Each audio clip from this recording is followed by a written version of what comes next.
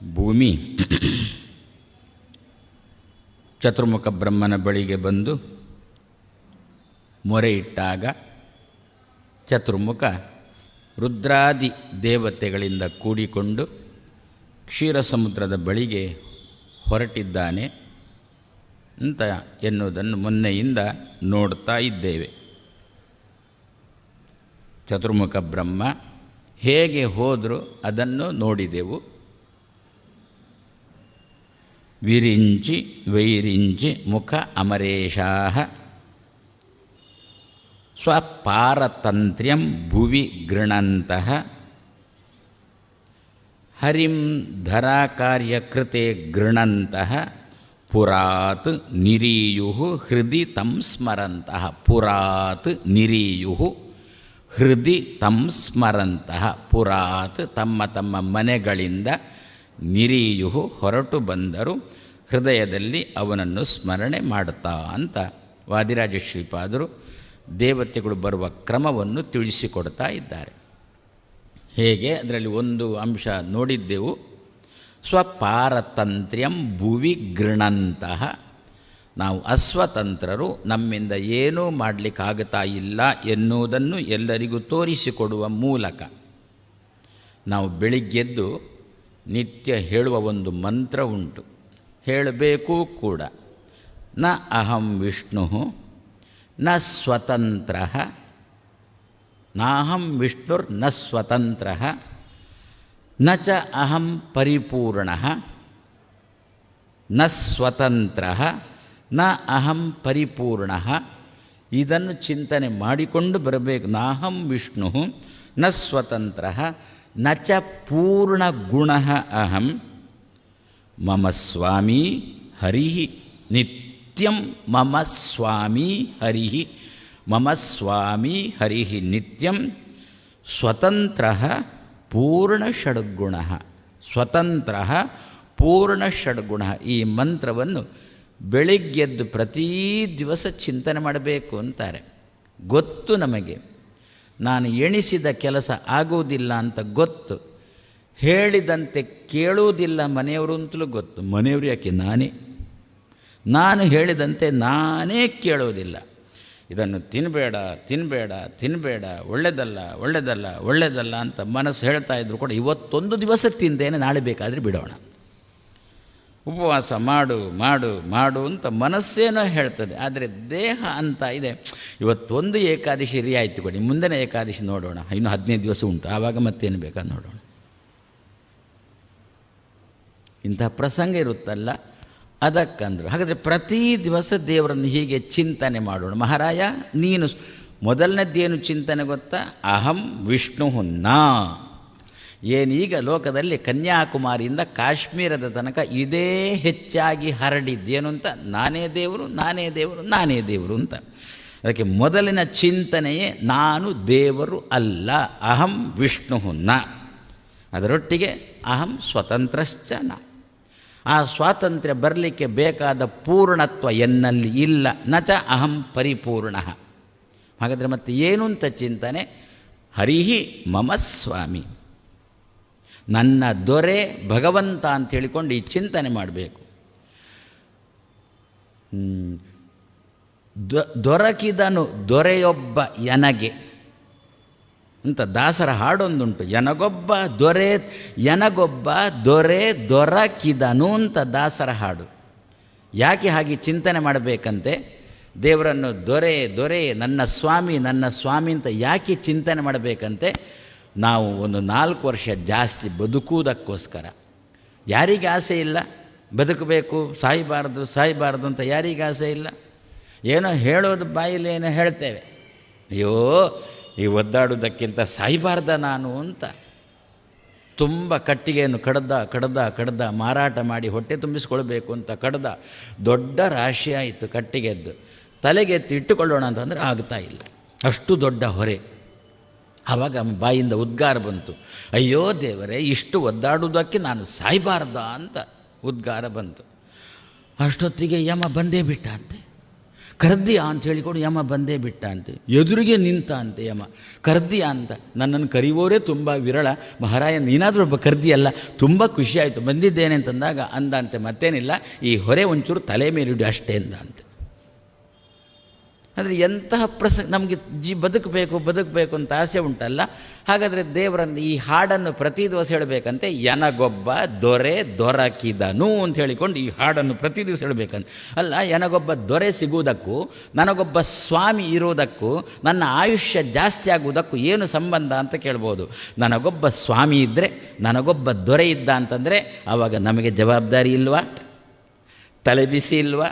ವ್ಯಕ್ತಿಗಳು ಬೇಗ ಸಾಯುವುದೇ ತಲೆ ಬಿಸಿಯಿಂದಾಗಿ. ಆದರೆ ತಲೆ ಬಿಸಿ ಕಮ್ಮಿ ಆಗಬೇಕಾ? ನಮಗೊಬ್ಬರು ಹಿರಿಯರು ಮನೆಯಲ್ಲಿರಲಿ, ಆವಾಗ ನಾವು ಏನು ಮಾಡಬೇಕಾದ್ರೂ ಕೂಡ ಅವರ ಹತ್ರ ಕೇಳಿದರೆ ಸರಿ, ಏನು ಮಾಡಬೇಕು, ನಾನು ಹೋಗಬೇಕೋ ಬೇಡವೋ, ಅವರು ಏನು ಹೇಳ್ತಾರೆ ಅದರಂತೆ ಮಾಡೋದು. ಯಾರಾದರೂ ನಮ್ಮ ಹತ್ರ ಕೇಳಿಬಿಟ್ರೆ, ಯಾಕೆ ಬಂದರೆ ನಾನು ಕೇಳಿಬಿಟ್ರೆ ಅವ್ರ ಹತ್ರ ಕೇಳಿ. ನಾವು ಉತ್ತರಕ್ಕೋಸ್ಕರ ತಲೆ ತುರಿಸಿಕೊಳ್ಳತಕ್ಕಂಥ ಪ್ರಸಂಗ ಬರೋಲ್ಲ. ಹಾಗಾದರೆ ದೇವರು ಅಂದ, ನನ್ನನ್ನು ಸ್ವಾಮಿ ಅಂತ ಉಪಾಸನೆ ಮಾಡು, ನನ್ನನ್ನು ನಿನ್ನ ಒಡೆಯ ಅಂತ ಉಪಾಸನೆ. ಮಮ ಸ್ವಾಮಿ ಹರಿಹಿ, ಯಾವಾಗ? ನಿತ್ಯಂ, ಯಾವಾಗ ಕೂಡ ಹರಿಹಿ ಮಮ ಸ್ವಾಮಿ ಅಂತ ಉಪಾಸನೆ ಮಾಡು. ಸ್ವತಂತ್ರ ಪೂರ್ಣ ಷಡ್ಗುಣ. ಹಾಗಾದರೆ ಯಾರಲ್ಲಿ ಸ್ವಾತಂತ್ರ್ಯ ಇರುವುದು?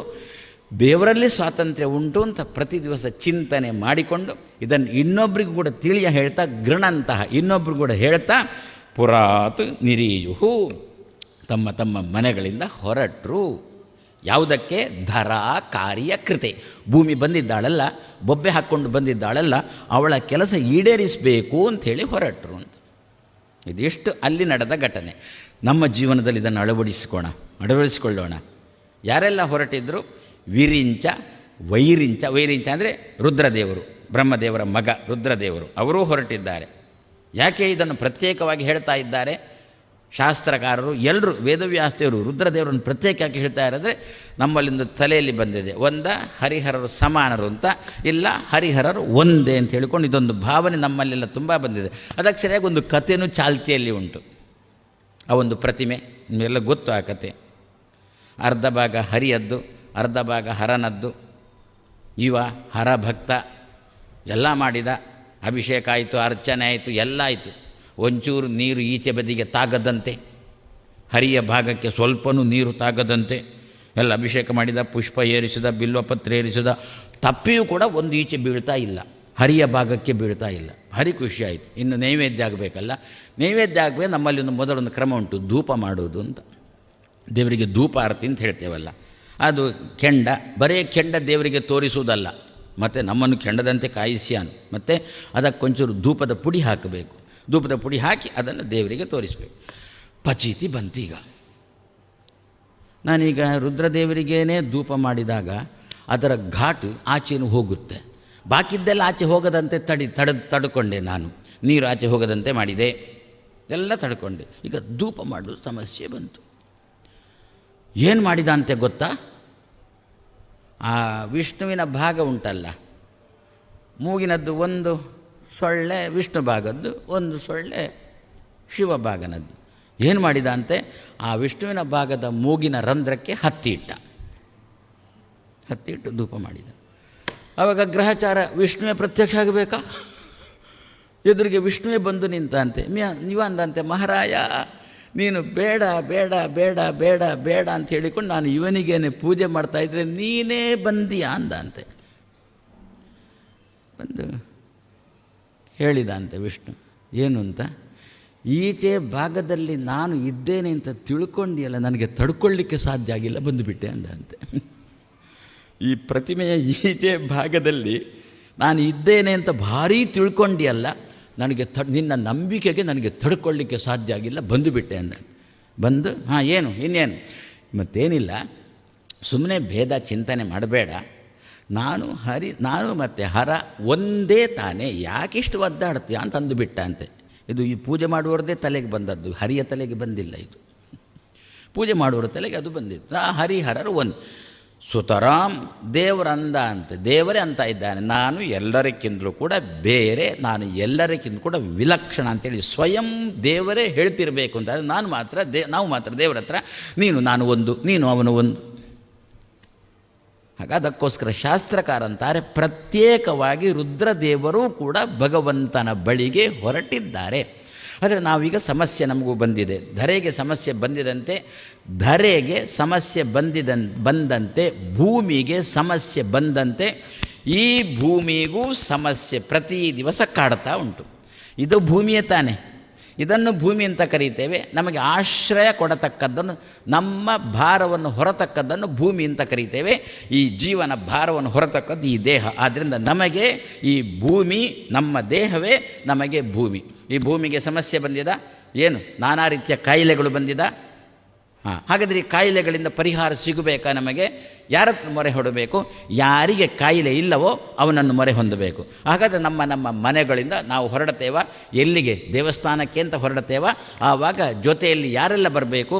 ಹೇಗೆ ಭೂಮಿಯ ಸಮಸ್ಯೆ ಪರಿಹಾರ ಮಾಡುವುದಕ್ಕೋಸ್ಕರ ದೇವತೆಗಳೆಲ್ಲ ತಮ್ಮ ತಮ್ಮ ಮನೆಗಳಿಂದ ಭಗವಂತನ ಬಳಿಗೆ ಹೊರಟರೋ, ಅದೇ ರೀತಿಯಲ್ಲಿ ಈ ಭೂಮಿಗೆ ಸಮಸ್ಯೆ ಬಂದಾಗ, ಈ ದೇಹಕ್ಕೆ ಸಮಸ್ಯೆ ಬಂದಾಗ ಎಲ್ಲಿಗೆ ಹೋಗಬೇಕು? ದೇವಸ್ಥಾನಕ್ಕೆ ಹೋಗಬೇಕು. ವೈದ್ಯರ ಬಳಿಗೆ ಹೋಗಿ ದುಡ್ಡು ಖಾಲಿಯಾಯಿತು, ದುಡ್ಡು ಖಾಲಿಯಾಯಿತು, ಸಮಸ್ಯೆ ಖಾಲಿಯಾಗಿಲ್ಲ. ಜೇಬಲ್ಲಿ ದುಡ್ಡು ಖಾಲಿಯಾಯಿತು. ಇನ್ನು ಇರುವುದು ಎಷ್ಟು? ಒಂದು 4 ಆಣೆ ಹಳೆ ನೋಟು, 1 ರೂಪಾಯಿ, 5 ರೂಪಾಯಿ. ಅದಕ್ಕೆ ಹಳೆ ನೋಟು ಅಂತ ಮೊದಲೇನಿದ್ದೇನೆ, ಅದು ಜೇಬಿನಲ್ಲಿ ಉಳಿದಿದೆ. ಎಲ್ಲಿಗೆ ಹೊಂಟೆವು? ದೇವಸ್ಥಾನಕ್ಕೆ ಹೊರಟೆವು. ವೈದ್ಯ ಹಳೆ ನೋಟು ಕೊಟ್ಟರೆ ತಗೊಳ್ಳೋಲ್ಲ, ದೇವಸ್ಥಾನದಲ್ಲಿ ಹುಂಡಿಗೆ ಹಾಕುತ್ತಾನೆ, ಯಾರು ತಗೊಳ್ಳೋ ಪ್ರಸಂಗನೇ ಇಲ್ಲ.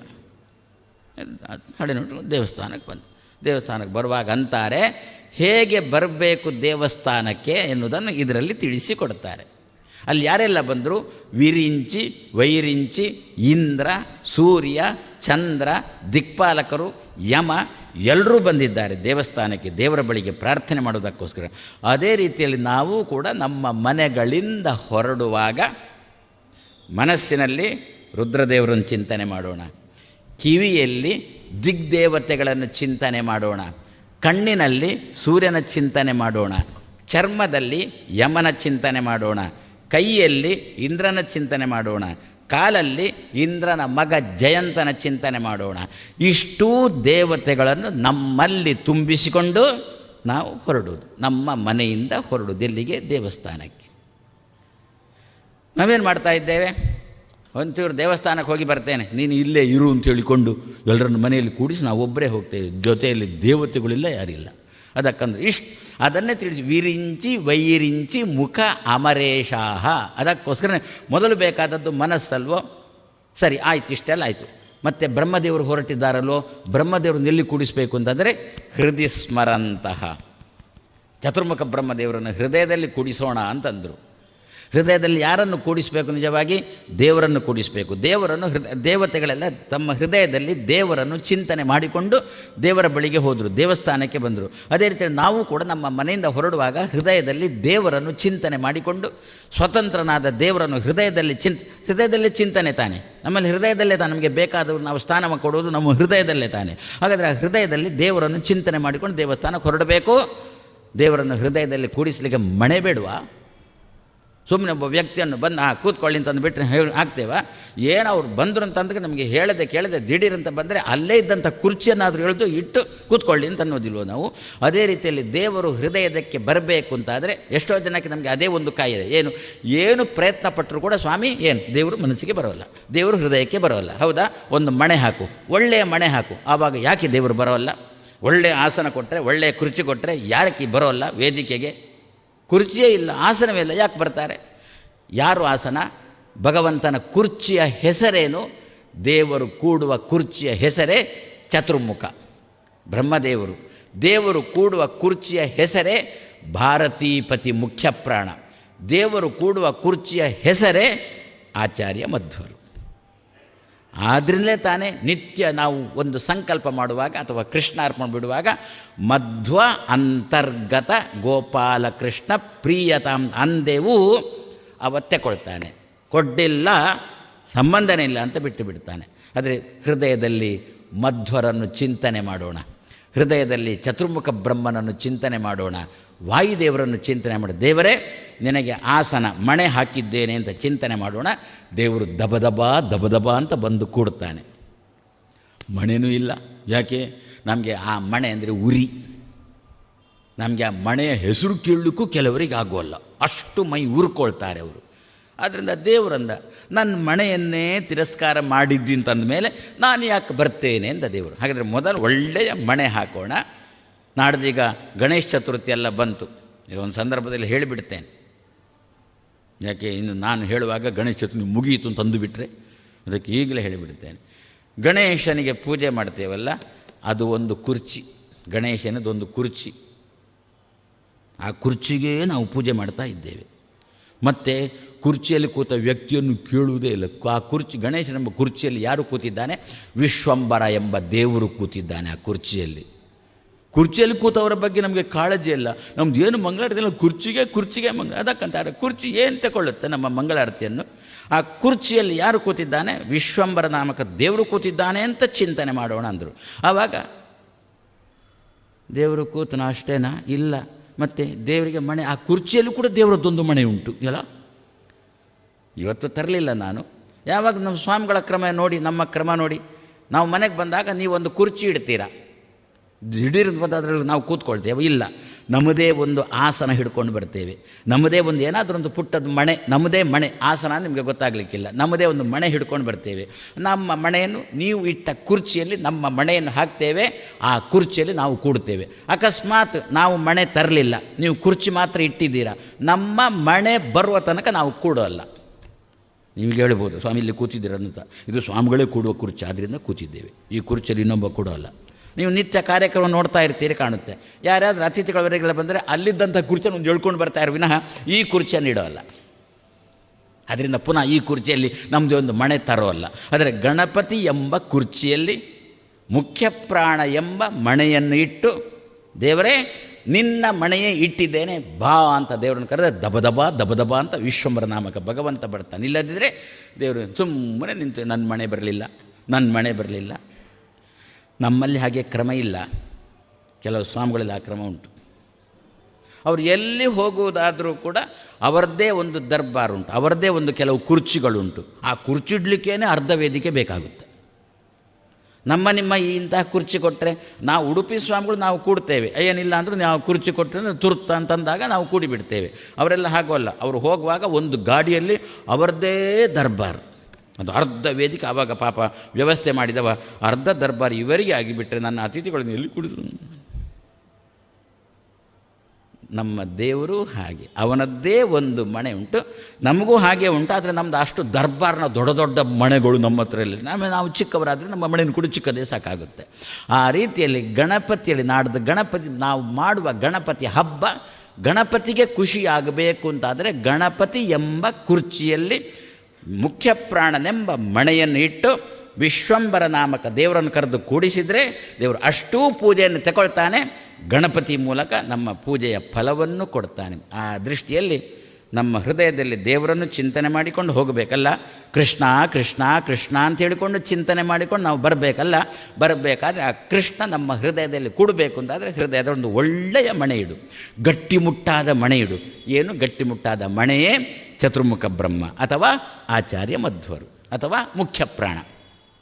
ಇವರು ಹೃದಯ ಸ್ಮರಂತಹ ಚತುರ್ಮುಖ ಬ್ರಹ್ಮನ ನಾವು ನಮ್ಮ ಹೃದಯದಲ್ಲಿ ಚಿಂತನೆ ಮಾಡಿಕೊಂಡು ದೇವಸ್ಥಾನಕ್ಕೆ ಬಂದರೆ ದೇವರು ಬಾಗಿಲು ತೆಗೀತಾನೆ ಅಂತಾರೆ. ಬಂದರೂ ನನ್ನನ್ನು ಹುಡುಕಿಕೊಂಡು ಬಂದರು ಅಂತ ದೇವರು ಅದನ್ನು ಏನಂತಾರೆ ಗೊತ್ತಾ? ಯಾವುದರ ಬಳಿಗೆ ಹೋದರು? ಸಮುದ್ರದ ಬಳಿಗೆ ಬಂದರು, ಕ್ಷೀರ ಸಮುದ್ರದ ಬಳಿಗೆ ಬಂದರು. ಕ್ಷೀರ ಸಮುದ್ರದಲ್ಲಿ ಇವರು ಬರ್ತಾ ಇರಬೇಕು ಅಂತಾದರೆ ಆ ತರಂಗಗಳು ಬಳಿಗೆ ಬರ್ತಾ ಇದ್ದಾವೆ. ಕ್ಷೀರ ಸಮುದ್ರ ಎಲ್ಲಿಂದ? ಮಧ್ಯದಿಂದ. ದೇವರೆಲ್ಲಿದ್ದಾನೆ? ಕ್ಷೀರ ಸಮುದ್ರದ ಮಧ್ಯದಲ್ಲಿದ್ದಾನೆ. ಅಲ್ಲಿಂದ ತರಂಗಗಳು ದಡಕ್ಕೆ ಬರ್ತಾ ಇದ್ದಾವೆ. ಯಾಕೆ ಬರ್ತಾ ಇದ್ದಾವೆ? ದೇವರನ್ನು ನೋಡಲಿಕ್ಕೆ ಬಂದಿದ್ದಾರೆ ಅಂತ ಹೇಳಿಕೊಂಡು, ಹೇಗೆ ಬರಬೇಕೋ ಆ ಕ್ರಮದಲ್ಲೇ ಬಂದಿದ್ದಾರೆ ಅಂತ ಹೇಳಿಕೊಂಡು ಸ್ವಾಗತ ಮಾಡೋದಕ್ಕೋಸ್ಕರ ದೇವರು ಕಳಿಸಿದ ತೆರೆಗಳು ಅಲ್ಲಿಗೆ ಬರ್ತಾರೆ. ಅವರನ್ನು ಸ್ವಾಗತ ಮಾಡ್ತಾವೆ, ಕರ್ಕೊಂಡು ಹೋಗ್ತಾವೆ. ಅದೇ ರೀತಿಯಲ್ಲಿ ನಮಗೆ ಸ್ವಯಂ ದೇವರೇ ಸ್ವಾಗತ ಮಾಡ್ತಾನೆ ಅಂತೆ. ಬಂದಿದ್ಯಾ ನನ್ನನ್ನು ನೋಡಲಿಕ್ಕೆ ಬಾ ಅಂದರೆ ಏನರ್ಥ? ದೇವಸ್ಥಾನದಲ್ಲಿ ಬಾಗಿಲು ತೆರೆದಿರುತ್ತೆ ಅಂತ ಅರ್ಥ ಸದ್ಯಕ್ಕೆ. ಇದ್ರೇನಾಗುತ್ತೆ? ಏನು ಆ ಚಿಂತನೆ ಇಲ್ಲ, ಈ ಚಿಂತನೆ ಇಲ್ಲ, ಒಟ್ಟಿಗೆ ದಡಬಡ ಅಂತ ಬರ್ತಾ ಇದ್ದೇವೆ. ಬರುವಾಗ ಏನು? ಇಲ್ಲಿಗೆ ಬರುವಾಗ ಇಲ್ಲಿಗೆ ಎಲ್ಲಿಂದ ಹೊರಟದ್ದು? ಕುಕ್ಕೆಯಿಂದ ಹೊರಟದ್ದು. ಕುಕ್ಕೆಯಲ್ಲಿ ಆದರೂ ಸರಿಯಾಗಿ ದರ್ಶನ ಮಾಡಿದ್ದೇವಾ? ಉಡುಪಿ ಹೋಗಬೇಕು ಅಂತ ಕುಕ್ಕೆಯಲ್ಲಿ. ಉಡುಪಿಗೆ ಬಂದಾಗ ಕೊಲ್ಲೂರಿಗೆ ಹೋಗಬೇಕು. ನಮಗೆ ಮುಂದಿನದ್ದೇ ಆಯಿತು, ಅಲ್ಲಿದ್ದು ಇಲ್ಲವೇ ಇಲ್ಲ. ಇದೇನು ಅಂತ ಅಂದ್ಬಿಟ್ಟು ಇಲ್ಲಿ ನಮ್ಮ ಭಾವಿ ಸಮಯದ ಚಿಂತನೆ ಆಯಿತು, ವರ್ತಮಾನ ಸಮಯದ ಚಿಂತನೆ ನಮ್ಮಲ್ಲಿ ಕಮ್ಮಿ ಆಗುವ ಪ್ರಸಂಗ ಬಂತು. ಆ ಹಂತಕ್ಕೆ ಬರೋದು ಅದಕ್ಕಂದರು ಏನಾಗುತ್ತೆ, ಆ ಚಿಂತನೆಯಲ್ಲಿ ಬಂದರೆ ನಾವು ಮುಂದೆ ಕೊಲ್ಲೇರಿಗೆ ಹೋಗಬೇಕು ಅಂಥೇಳಿ ಇಲ್ಲಿ ಬಂದರೆ, ಹೊರತು ಹೃದಯದಲ್ಲಿ ಮಣೆ ಹಾಕಿಕೊಂಡು ಆ ಮಣೆಯಲ್ಲಿ ಮಧ್ವರೆಂಬ ಮಣೆಯಲ್ಲಿ ಕೃಷ್ಣನ ಚಿಂತನೆ ಮಾಡದೆ ಬಂದೆವು ಅಂತಂದರೆ ಇಲ್ಲಿ ಏನಾಗಿರುತ್ತೆ, ಬಾಗಿಲು ಹಾಕಿರುತ್ತೆ. ಎಷ್ಟೊತ್ತಿಗೆ ಬಾಗಿಲು ಜಗೀತದೆ ಅಂತ ಕೇಳಿದರು. ಅದು ಪರ್ಯಾಯ ಸ್ವಾಮಿಗಳು ಅಲಂಕಾರ ಮಾಡ್ತಾರೆ, ಒಂದು 2 ಗಂಟೆ ಬೇಕು ಅಂತಂದರು. ಪರ್ಯಾಯ ಸ್ವಾಮಿಗಳು ದಿನಕ್ಕೊಂದು ಅಲಂಕಾರ ಮಾಡ್ತಾಯಿದ್ದಾರೆ, ಚಿಕ್ಕ ಪರ್ಯಾಯ ಸ್ವಾಮಿಗಳು ದಿನಕ್ಕೊಂದು ಅಲಂಕಾರ. ಹಾಗೆ ದಿವಸಕ್ಕೆ ನಾವು ಕೂಡ ಒಂದೊಂದು ಅಲಂಕಾರ ಮಾಡ್ತಿದ್ದೆವು, ಆದರೆ ದ್ವಾದಶಿ ನಾವು ಮಾಡ್ತಿರಲಿಲ್ಲ. ಇವರು ಹಾಗಲ್ಲ, ಇವರಿಗೆ ದ್ವಾದಶಿ ಇಲ್ಲ, ತ್ರಯೋದಶಿ ಇಲ್ಲ, ಎಲ್ಲ ದಿವಸವೂ ಕೂಡ ಕೃಷ್ಣನಿಗೆ ಕೈ ಕಾಲುಗಳನ್ನು ಕಟ್ಟಿ ಹೊಸ ರೀತಿಯಾದ ಅಲಂಕಾರ ಮಾಡ್ತಾಯಿದ್ರು. ಆದ್ದರಿಂದ ಇನ್ನೊಂದು 2 ಗಂಟೆ ಬೇಕು. ಅದು ಕೂಡ ಏನು, ಆ ಕೃಷ್ಣ ಅಲ್ಲಿರುವಾಗ ಎದ್ದು ಬರ್ತಾನೋ ಅಂತ ಎಣಿಸ್ಬೇಕು. ಅದೇ ಆ ತರಂಗಗಳು ಬಂತಲ್ಲ, ಇಲ್ಲಿ ಕೃಷ್ಣನೇ ಎದ್ದು ಬರ್ತಾನೋ ಎನ್ನುವ ರೀತಿಯಲ್ಲಿ ಕೃಷ್ಣನಿಗೆ ಅಲಂಕಾರ ಮಾಡ್ತಾರೆ. ಯಾರೋ ಅಂದುಬಿಟ್ರು, ಅದು ಪರ್ಯಾಯ ಸ್ವಾಮಿಗಳು ಅಲಂಕಾರ ಮಾಡ್ತಿದ್ದಾರೆ, ಇನ್ನೊಂದು 2 ಗಂಟೆ ಬೇಕು ಅಂತ. ಇದು ಏನು ಅಂತಂದರೆ ಸ್ವಾಗತಕ್ಕೆ ಕೃಷ್ಣ ಬರಲಿಲ್ಲ ಅಂತ ಅರ್ಥ. ಯಾಕೆ ಬರಲಿಲ್ಲ? ನಮ್ಮ ಹೃದಯದಲ್ಲಿ ಕೊಲ್ಲೂರು ಉಂಟೆ ವಿನಃ ಇಲ್ಲಿ ಪೀಠನೂ ಇಲ್ಲ, ಕೃಷ್ಣನೂ ಇಲ್ಲ. ಅದಕ್ಕೊಂದು ಎಲ್ಲಿಗೆ ಹೋಗುತ್ತೇವೋ ಅಲ್ಲಿಯ ದೇವರನ್ನು ಚಿಂತನೆ ಮಾಡಿಕೊಂಡು ಆ ದೇವರಿಗೊಂದು ಒಳ್ಳೆಯ ಮಣೆಯನ್ನು ಕೊಟ್ಟು ನಾವು ದರ್ಶನಕ್ಕೆ ಬಂದರೆ ಆ ದಿವಸ ಏನಾಗಿರುತ್ತೆ ಗೊತ್ತಾ, ಅಲಂಕಾರ ಬೇಗ ಆಗಿರುತ್ತೆ, ಬಾಗಿಲು ತೆರೆದಿರುತ್ತೆ ಅಷ್ಟೇ. ಬೇಗ ದರ್ಶನ ಮಾಡಿದೆವು, ಮುಂದೆ ಹೋದು. ಇಲ್ಲಂದರೆ ಇಲ್ಲಿ ದರ್ಶನ ಇಲ್ಲ. ಯಾಕೆ ಅಷ್ಟೊತ್ತು ಕಾಯಲಿಕ್ಕೆ ಪುರುಸೊತ್ತಿಲ್ಲ, ಯಾಕೆ ಕೆಲಸ ಏನು ಅಂತ ಗೊತ್ತಿಲ್ಲ. ದಬ ಅಂತ ಇಲ್ಲೇ ಹೊರಗಿನಿಂದಲೇ ಇನ್ನೂ ಕೆಲವರಿದ್ದಾರೆ, ಇನ್ನೂ ಅದ್ಭುತ, ನಮಗೂ ಕೂಡ ದೇವರಷ್ಟು ಸಾಕ್ಷಾತ್ಕಾರ ಆಗಿಲ್ಲ. ಏನು, ಅವರಿಗೆ ಒಳಗೆ ಬರಲಿಕ್ಕೆ ಔದಾಸೀನ್ಯ. ಅಲ್ಲಿ ಹೊರಗಿಂದ ಕನಕನ ಕಿಂಡಿ ಉಂಟಲ್ಲ, ಅಲ್ಲಿ ನಿಂತ್ಕೊಂಡು ಯಾರನ್ನು ನೋಡಿದ್ರು, ಯಾರನ್ನು ಬಿಟ್ಟರು, ಅಲ್ಲೇ ನಿಂತುಕೊಂಡು ಕೈ ಮುಗಿದುಕೊಂಡು ಹೊರಟೇ ಬಿಟ್ಟರು. ಎಲ್ಲಿಗೆ, ಕೊಲ್ಲೂರಿಗೆ ಹೋಗ್ತೇನೆ, ಹೊರಟೇ ಬಿಟ್ಟರು. ಗ್ರಹಚಾರ ಅಲ್ಲಿ ಹೋದಾಗ ಅಲ್ಲಿಯೂ ಬಾಗಿಲು ಹಾಕಿದೆ. ನಮ್ಮ ಜನರಿಗೆ ದೇವರು ದರ್ಶನ ಕೊಡಲಿಕ್ಕೆ ದೇವರು ಮನಸ್ಸು ಮಾಡೋಲ್ಲ ಅಂತಂದರೆ ಹೋದಲ್ಲೆಲ್ಲ ಭಾಗಮ್ಮ ಬೀಗಮ್ಮನದ್ದೇ ದರ್ಶನ ವಿನಃ ಕೃಷ್ಣಪ್ಪನದ್ದು ದುರ್ಗಮ್ಮನದ್ದು ದರ್ಶನವೇ ಇಲ್ಲ. ಅದಕ್ಕಂದರು ಚತುರ್ಮುಖ ಬ್ರಹ್ಮ ತಿಳಿಸಿಕೊಡ್ತಾ ಇದ್ದಾನೆ, ವಾದಿರಾಜ ಶ್ರೀಪಾದರು ತಿಳಿಸಿಕೊಡ್ತಾ ಇದ್ದಾರೆ, ರುಕ್ಮಿಣೀಶ್ ವಿಜಯದಲ್ಲಿ ತಿಳಿಸಿಕೊಡ್ತಾ ಇದ್ದಾರೆ. ಮಣೆ ಹಾಕು, ಹೃದಯದಲ್ಲಿ ಚತುರ್ಮುಖ ಬ್ರಹ್ಮನೆಂಬ ಮಣೆ ಹಾಕು. ಮಧ್ವರೆಂಬ ಮಣೆ, ಮಧ್ವರ ಚಿತ್ರ ನೋಡಿದ್ದೇವ, ಮಧ್ವರ ಪ್ರತಿಮೆ ನೋಡಿದ್ದೇವ, ಅವರ ಭಾವಚಿತ್ರ ನೋಡಿದ್ದೇವ. ಅದನ್ನು ಹೃದಯದಲ್ಲಿ ಚಿಂತನೆ ಮಾಡೋಣ, ಅಲ್ಲಿ ಕೃಷ್ಣನನ್ನು ಕೂಡಿಸಿ ದೇವರ ದರ್ಶನಕ್ಕೆ ಅಂತ ಬರೋಣ ಎನ್ನುವುದನ್ನು ಹೃದಯ ಸ್ಮರಂತಹ ಇಷ್ಟು ಮಾಡಿಕೊಂಡು ನಾವು ನಮ್ಮ ಮನೆಗಳಿಂದ ಹೊರಟೆವು ಅಂತಂದರೆ ಯಾವುದಕ್ಕೋಸ್ಕರ, ಧರ ಕಾರ್ಯ ಕೃತೆ. ಅಲ್ಲಿ ಏನು, ಧರ ಅಂದರೆ ಭೂಮಿ ಬಂದಿದ್ದಾಳೆ, ಅವಳ ಕೆಲಸ ಏನು, ಸಮಸ್ಯೆ ಪರಿಹಾರ ಅಂತ ಅವಳ ಕೆಲಸ ಅಲ್ಲೋ. ಇಲ್ಲಿ ಧರ ಕಾರ್ಯ ಕೃತೆ, ಈ ದೇಹದಿಂದ ನಾನು ಏನು ಮಾಡಬೇಕೋ, ಈ ದೇಹವನ್ನು ಹಿಡ್ಕೊಂಡು ದೇವರು ನನಗೊಂದು ದೇಹ ಕೊಟ್ಟು ಕಳಿಸಿದ್ದಾನೆ ಈ ಭೂಮಿಗೆ, ಈ ದೇಹದ ಮೂಲಕ ಸಮಾಜಕ್ಕೆ ನನ್ನಿಂದ ಏನು ಕೆಲಸ ಆಗಬೇಕೋ ಆ ಕೆಲಸವನ್ನು ಮಾಡಿಸು. ಸುಮ್ಮನೆ ಅನ್ನದಂಡ ಭೂಮಿ ಭಾರ, ಸಖತ್ತು ತಿನ್ನಲಿಕ್ಕುಂಟು. ಯಾಕೆ ಬದುಕಿದ್ದೀಯಾ ಅಂತ ಕೇಳಿದರೆ, ತಿನ್ನಲಿಕ್ಕೆ ಮನೆಯಲ್ಲಿ ತುಂಬ ಉಂಟ್ರಿ, ಅದಕ್ಕೋಸ್ಕರ ಬದುಕಿದ್ದೇನೆ ಅಂತಾನೆ. ತಿನ್ನೋದಕ್ಕೋಸ್ಕರ ಬದುಕುವುದು ಅಂತ ಆಗಬಾರ್ದಲ್ಲ, ಬದುಕಬೇಕು, ಸಮಾಜಕ್ಕೆ ಏನಾದರೂ ಕೊಡಬೇಕು. ಪಾಪ ಆ ಪ್ರಧಾನಮಂತ್ರಿ ಕೈ ಬಲಪಡಿಸಬೇಕು, ಅದಕ್ಕೋಸ್ಕರ ತಿನ್ನಬೇಕು ಅಲ್ವೋ, ಆ ಭಾವನೆ ನಮ್ಮಲ್ಲಿರಬೇಕು. ಅದನ್ನೇ ಅಂತ ಇದ್ದಾರೆ ಧರ ಕಾರ್ಯ ಕೃತೆ. ಈ ಧರೆಯಿಂದ, ಈ ಭೂಮಿಯಿಂದ, ಈ ದೇಹದಿಂದ ಸಮಾಜಕ್ಕೆ ಏನೆಲ್ಲ ಸಿಗಬೇಕು ಅದೆಲ್ಲ ಸಿಗುವುದಕ್ಕೋಸ್ಕರ. ಅಂದರೆ ಏನಾಯ್ತು ಹಾಗಾದರೆ, ಪೂರ್ಣಾಯುಷ್ಯ ಅಂತ ಬಂತ.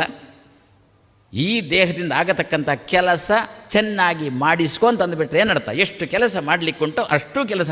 ದೇಹ ಆರೋಗ್ಯದಲ್ಲಿರಬೇಕು ಅಂತ ಅರ್ಥ ಬಂತ. ಆಯುಷ್ಯ ಪೂರ್ಣ ಬೇಕು, ದೇಹಕ್ಕೆ ಅಪೂರ್ಣವಾದ ಆಯುಷ್ಯನೂ ಬೇಕು.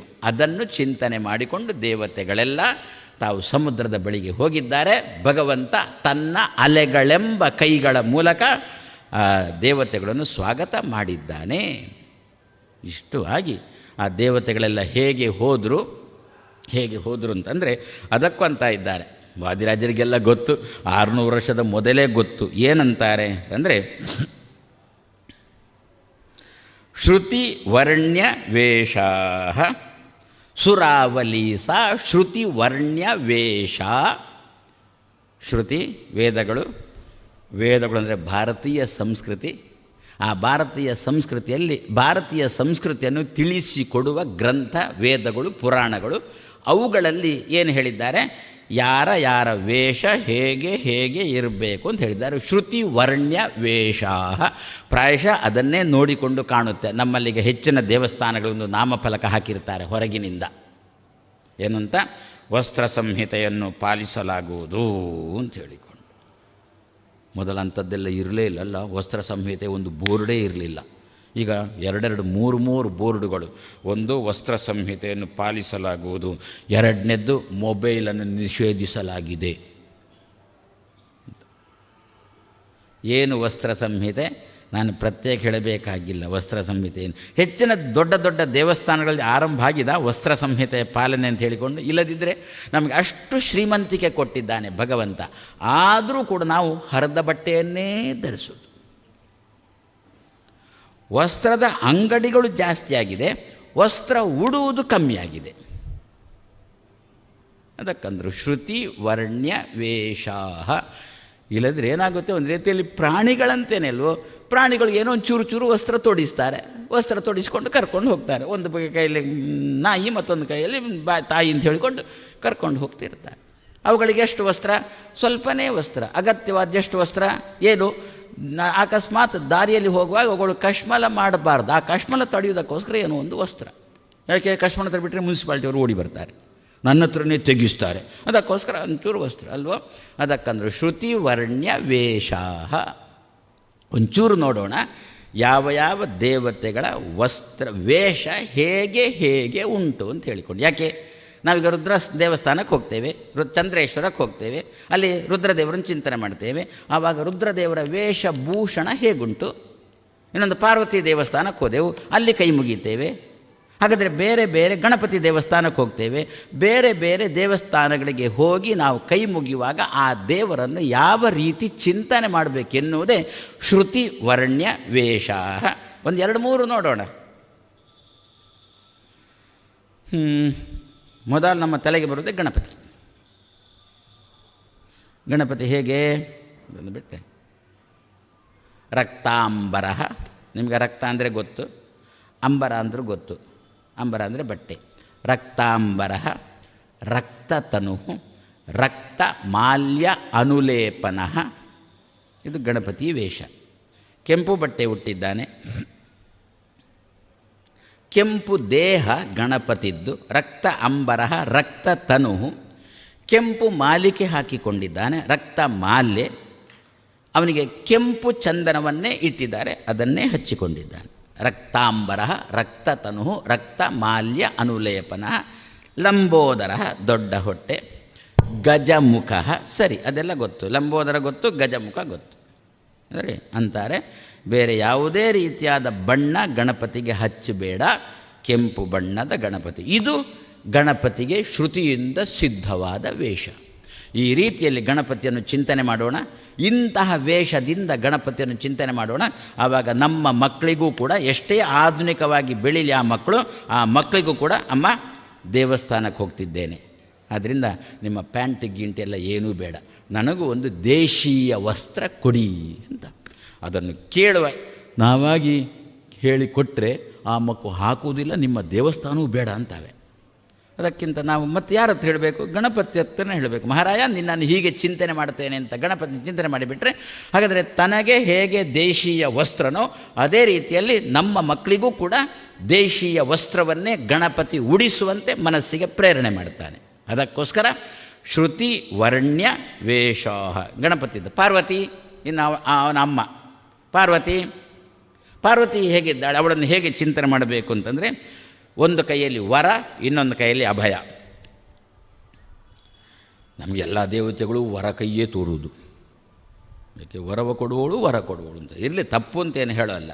ಪಾರ್ವತಿಯ ಕೈಯಲ್ಲಿ ವರ ಮತ್ತು ಅಭಯವನ್ನು ಹಿಡ್ಕೊಂಡಂತಹ ಅವಳ ಬಟ್ಟೆ ಅಂತಾರೆ ಪೀತಾಂಬರ ಧಾರಿಣಿ ಅಂತಾರೆ. ಯದ್ಯಪಿ ಪೀತಾಂಬರ ಭಗವಂತನದ್ದು ಚಿಹ್ನೆ, ದೇವರನ್ನು ಪೀತಾಂಬರ ಅಂತ ಕರೀತೇವೆ, ರುದ್ರದೇವರನ್ನು ದಿಗಂಬರ ಅಂತ ಕರೀತೇವೆ. ಕೃಷ್ಣನ ಅಣ್ಣ ಕೃಷ್ಣ ಪೀತಾಂಬರ, ಬಲರಾಮ ನೀಲಾಂಬರ.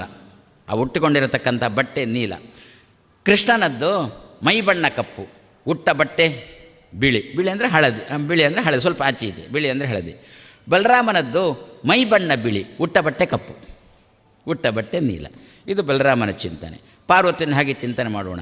ಪೀತಾಂಬರವನ್ನು ಹುಟ್ಟವಳು ಅಂತ ಪಾರ್ವತಿ ದೇವಸ್ಥಾನಕ್ಕೆ ನಾವು ಹೋದಾಗ ಯಾರಾದರೂ ಇದು ಪಾರ್ವತಿ ದೇವಸ್ಥಾನ ಅಂತ ಯಾರಾದರೂ ಅಂದರೆ ಅಲ್ಲಿ ಪಾರ್ವತಿಯನ್ನು ಚಿಂತನೆ ಮಾಡುವಾಗ ವರ ಅಭಯ ಕೈಗಳನ್ನು ಹಿಡ್ಕೊಂಡವಳು, ಪೀತಾಂಬರ ಧಾರಣೆ ಮಾಡಿದವಳು. ಅಲ್ಲ, ಅವಳಿಗೆ ಅಷ್ಟು ಸಂಪತ್ತ ಪೀತಾಂಬರ? ಹೌದ್ರಿ, ಹಿಮಾಲಯದ ಮಗಳಲ್ವೋ, ಪರ್ವತನ ಮಗಳಾದ್ರಿಂದ ಅವಳಿಗೆ ಪಾರ್ವತಿ ಅಂತ ಹೆಸರು ತಾನೆ. ಹಿಮಾಲಯ ಪರ್ವತದ ಮಗಳು ತಾನೆ. ಹಿಮಾಲಯದಲ್ಲಿ ಏನು ಸಂಪತ್ತಿಲ್ಲ. ಅವಳ ತಮ್ಮ, ಅವನ ಹೆಸರು ಮೈನಾಕ ಅಂಥೇಳಿ, ಹಿಮಾಲಯದ ಮಗ, ಪಾರ್ವತಿಯ ಸಹೋದರ.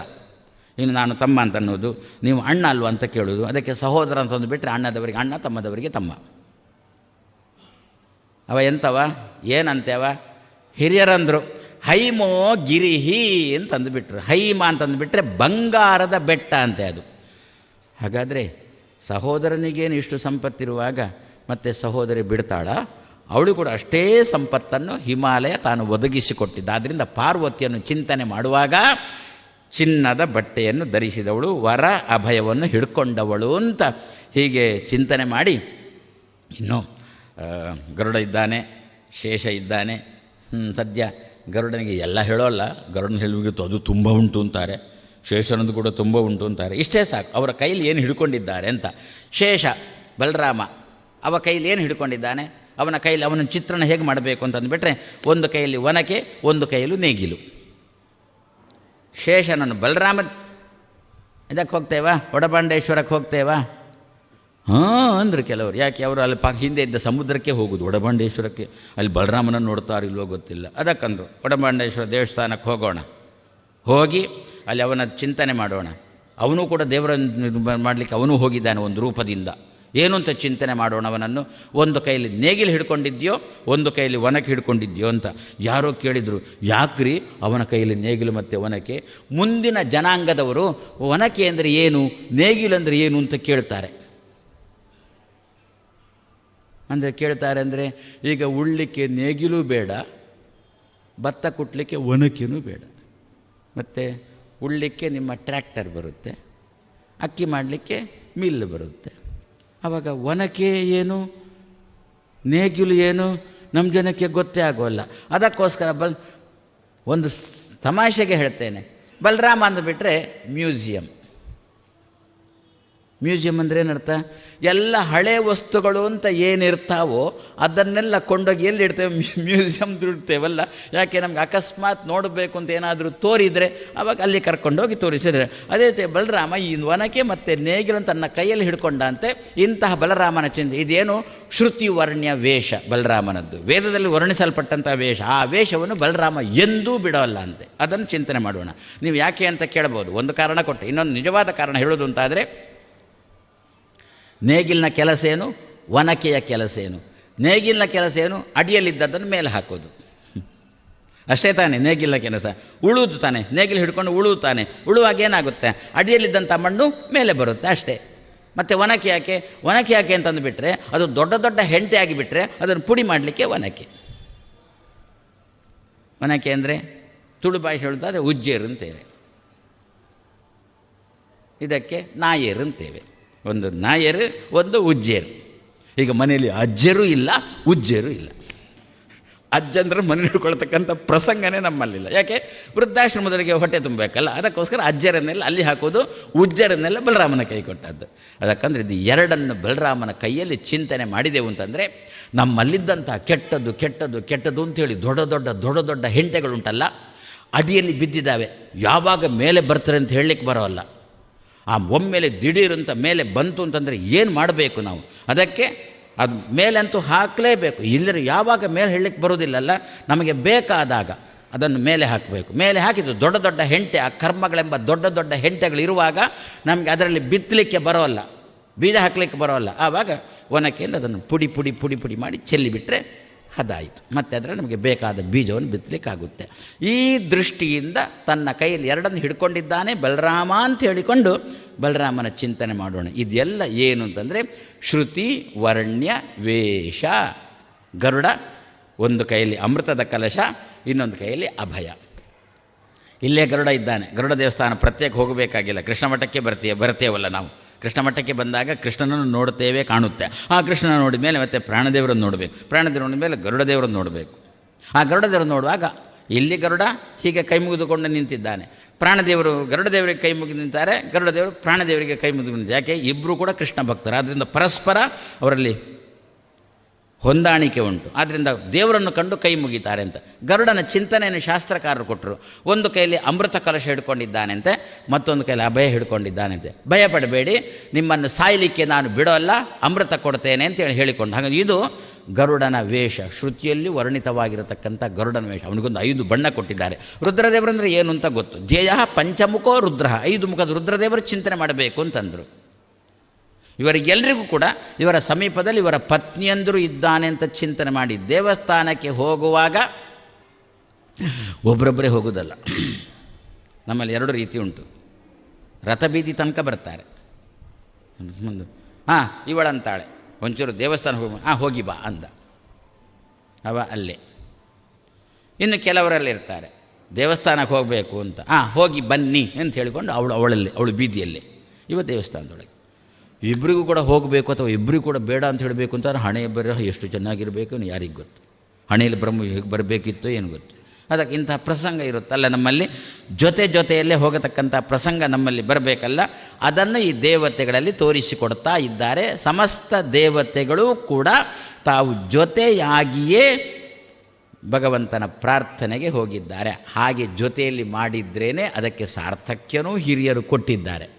ನಿಮಗೆ ಎಣಿಸ್ಬೋದು, ಹಾಗೆ ನಾವು ಒಬ್ಬರೊಬ್ಬರೇ ಬರ್ತಾ ಇದ್ದೇವೆ, ಮನಸ್ಸಿನಲ್ಲಿ ಎಣಿಸಿಕೊಳ್ಳೋಣ. ಸದ್ಯಕ್ಕೆ ಅವರು ಬರುವುದಿಲ್ಲ ಅಂತ ಹೇಳಿಬಿಟ್ರೆ ನಾವು ಮನಸ್ಸಿನಲ್ಲಿ ಎಣಿಸಿಕೊಳ್ಳೋಣ. ಹೆಂಡತಿ ಪಕ್ಕದಲ್ಲಿದ್ದಾಳೆ ಅಂತ, ಅಷ್ಟೆ.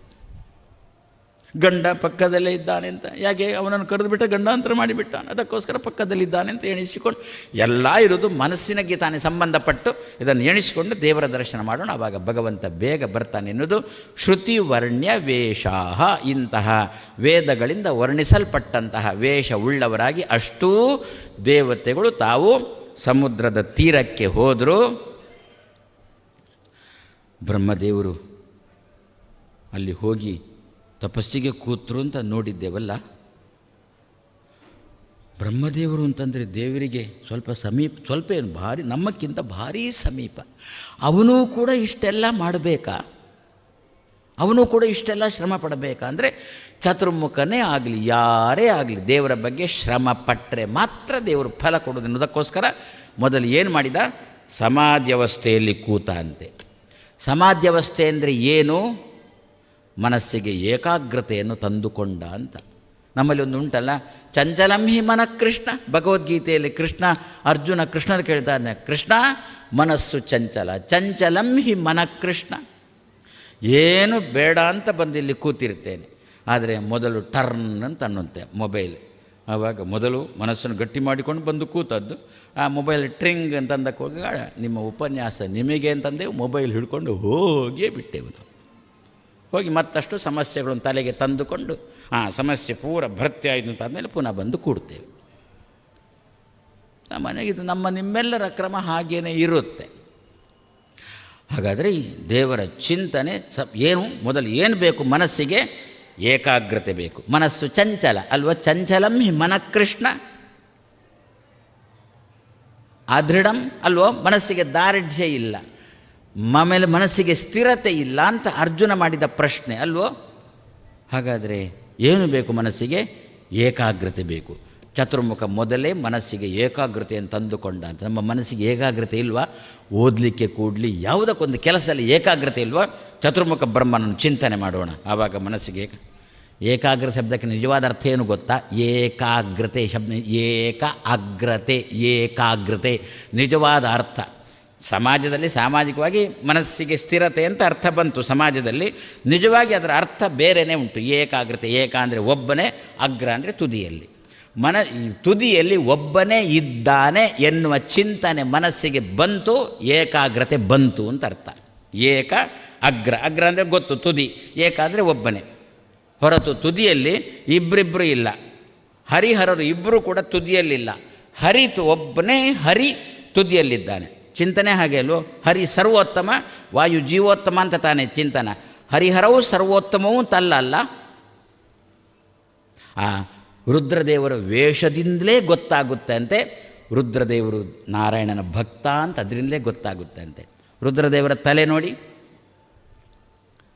ಮೌಲೌ ಯಚ್ಚರಣ ಅಂಬು.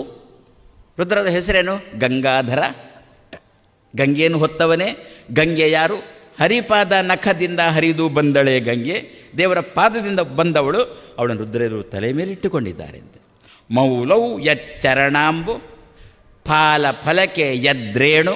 ಯಾವ ದೇವರ ಪಾದದ ಧೂಳು ಹಣೆಯಲ್ಲಿ ಉಂಟೋ, ಬಾಯಿಯಲ್ಲಿ ಯಾವ ಭಗವಂತನ ನರಸಿಂಹ ಹೆಸರುಂಟೋ, ಕಿವಿಯಲ್ಲಿ ಯಾವ ಭಗವಂತನ ಕಥೆಯನ್ನು ಕೇಳ್ತಾರೋ, ಹೃದಯದಲ್ಲಿ ಯಾವ ನರಸಿಂಹನ ರೂಪವನ್ನು ಇಟ್ಟುಕೊಂಡಿದ್ದಾರೋ, ಹೊಟ್ಟೆಯಲ್ಲಿ ಯಾರ ಪ್ರಸಾದವನ್ನು ಉಣ್ತಾರೋ ತತ್ಕಿಂಕರ ಶಂಕರ ಅಂತ.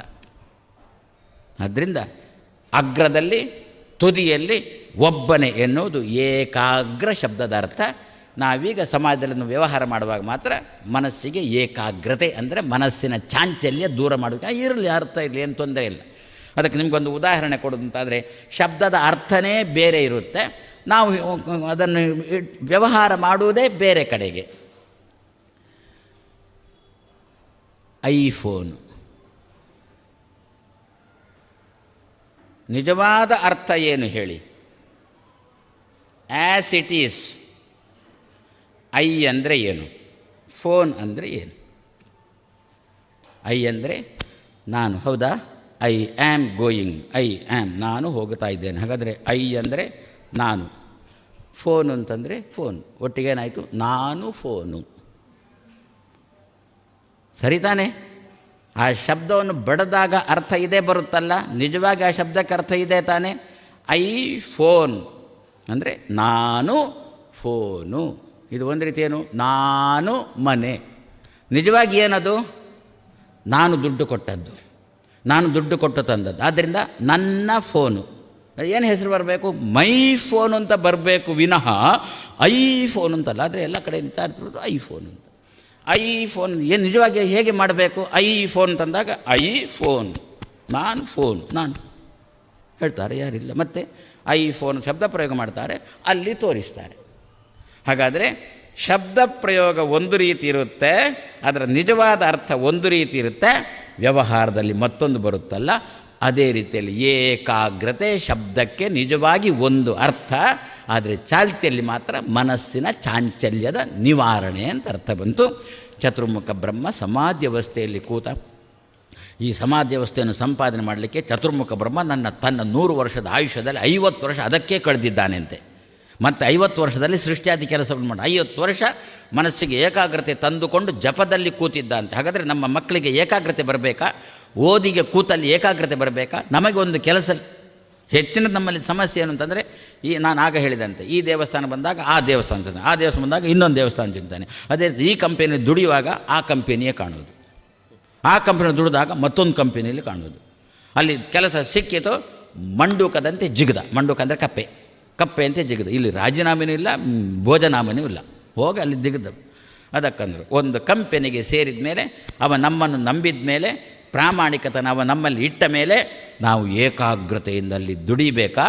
ಆ ಚಾಂಚಲ್ಯ ಮನಸ್ಸಿನ ಇದೇನಾಯಿತು? 60 ವರ್ಷದ ತನಕನೂ ಕೂಡ ಕಪ್ಪೆಯಂತೆ ಕಂಪೆನಿ, ಕಪ್ಪೆಯಂತೆ ಕಂಪೆನಿ, ಕಂಪೆನಿಯು ಇದು ಕಪ್ಪೆ ಜಿಗಿತಾನೆ ಇರೋದು.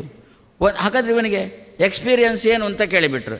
25 ಕಂಪನಿಯಲ್ಲಿ ದುಡ್ದದ್ದೇ ಎಕ್ಸ್ಪೀರಿಯನ್ಸ್ ಅಷ್ಟೇ. ಮತ್ತೆ ಎಲ್ಲ ಕಡೆಯೂ 6 ತಿಂಗಳು, 3 ತಿಂಗಳು. ಇವ ಏನು ಎಣಿಸಿದ್ದ ಅಂತಂದು ಬಿಟ್ಟರೆ, ಒಂದು 50 ಕಂಪನಿಯಲ್ಲಿ ಕೆಲಸ ಮಾಡಿದ್ದೇನೆ ಅಂತಂದರೆ ನನಗೆ ಬೇಗ ಕೆಲಸ ಕೊಡ್ತಾರೆ ಅಂತ ಎಣಿಸಿದ್ದ. ಅದು ಗ್ರಹಚಾರ ಏನಂತೂ ಉಲ್ಟಾಯಿತು. 50 ಕಂಪನಿಗೆ ಹೋಗಬೇಕು ಅಂತಾದರೆ ಏನೋ ಇವನಲ್ಲಿ ಫ್ರಾಡ್ ಉಂಟು ಅಂತ ಅವ ತೀರ್ಮಾನ ಮಾಡಿ ಈಗ 51ನೇ ಕಂಪನಿಗೆ ಹೋಗು ಅಂತ ಕಳಿಸಿಕೊಟ್ಟ.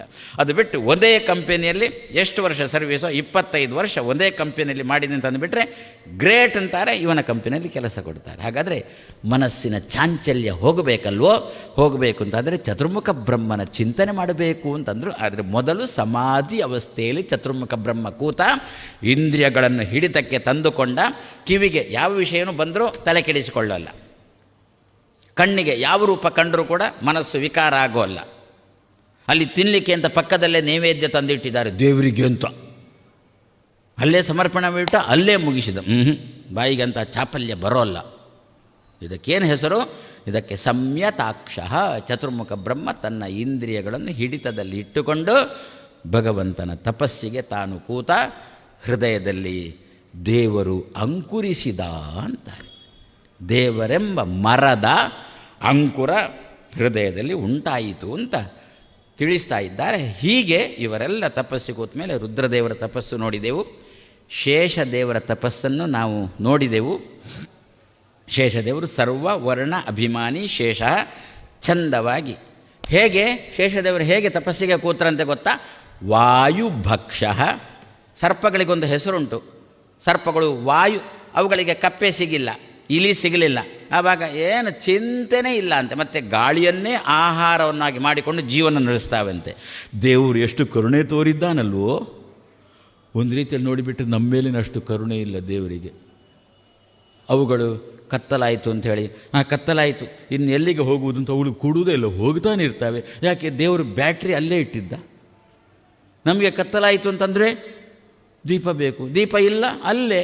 ಮಳೆ ಬಂತು ನೋಡೋಣ, ನಾಯಿಗಳು ಮಳೆ ಬಂತು ನಿಲ್ಲೋಣ, ನಾಳೆ ಹೋಗೋಣ ಅಂಥೇಳಿ ಅವುಗಳು ನಿಂತದ್ದುಂಟ. ಧೋ ಅಂತ ಮಳೆ ಬರ್ತಾ ಉಂಟು, ಧೋ ಅಂತ ಹೋಗ್ತಾನೆ ಇದ್ದಾವೆ. ನಮಗೆ ಮಳೆ ಬಂದರೆ ಕೊಡೆ ಬೇಕು. ಆ ಕೊಡೆ ಹಿಡ್ಕೊಂಡೆವು, ಹಿಡ್ಕೊಂಡು ಕೆಲಸ ಮುಗಿಯುವಾಗ ಮಳೆ ನಿಂತಿತ್ತು, ಕೊಡೆ ಅಲ್ಲೇ ನಾವು ಹೋಗಿಬಿಟ್ಟು. ಮತ್ತು ಅಲ್ಲಿದ್ದ ವ್ಯವಸ್ಥಾಪಕರಿಗೆ ಒಂದು ತಲೆನೋವು, ಆ ಕೊಡೆ ಕಾಯುವುದು. ಇದು ಯಾರಿಗೆ ಕೊಡೆ, ಈ ಕೊಡೆ ಯಾರಿಗೆ ಕೊಡೆ ಅಂತ ಹೇಳಿಕೊಂಡು ಅದು ಕಾಯುವುದೇ ಅದೊಂದು ದೊಡ್ಡ ಕೆಲಸ ಆಗಿ ಬಿಡ್ತಾನೆ ಅಲ್ವ. ಇದೆಲ್ಲ ನಮಗೆ ನಿಮಗೆ ಇದ್ದಂಥದ್ದು ಅಲ್ವ.